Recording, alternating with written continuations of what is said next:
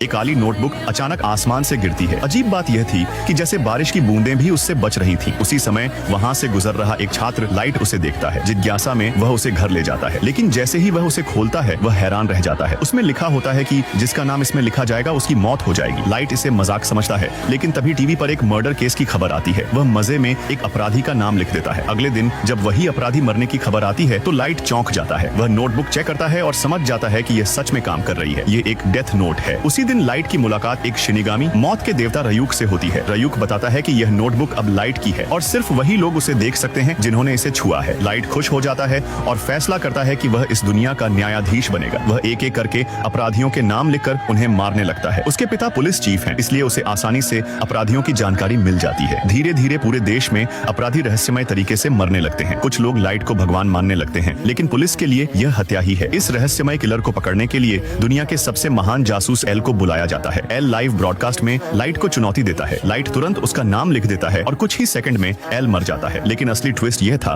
कि वह असली एल नहीं था, बल्कि एक कैदी था जिसे चारे की तरह इस्तेमाल किया गया था। असली एल ने अपना चेहरा कभी नहीं दिखाया। इस चाल से एल ने लाइट की लोकेशन का अंदाजा लगा लिया, क्योंकि यह ब्रॉडकास्ट सिर्फ एक खास इलाके में दिखाया गया था। अब शक लाइट के इलाके पर आ गया। एल आगे बढ़ता है और पैटर्न देखकर समझ जाता है कि किलर या तो पुलिस में है या किसी पुलिस वाले का करीबी है। लाइट घबरा जाता है और रयूक से मदद मांगता है। वह उसे सेब देता है, लेकिन रयूक उसे पकड़ता भी नहीं। लाइट समझ जाता है कि कुछ गलत है। वह चारों तरफ देखता है और समझ जाता है कि कोई उसका पीछा कर रहा है। रयूक पहले ही यह महसूस कर चुका था। लाइट उसे मारना चाहता है, लेकिन उसके पास उस आदमी का नाम नहीं है। तभी उसे समझ आता है अगर वह उस पुलिस वाले को मार देगा तो सबको शक हो जाएगा। अब लाइट समझ जाता है कि वह सिर्फ एक आदमी को नहीं मार सकता, इसलिए वह पूरी पुलिस फोर्स को खत्म करने का प्लान बनाने लगता है।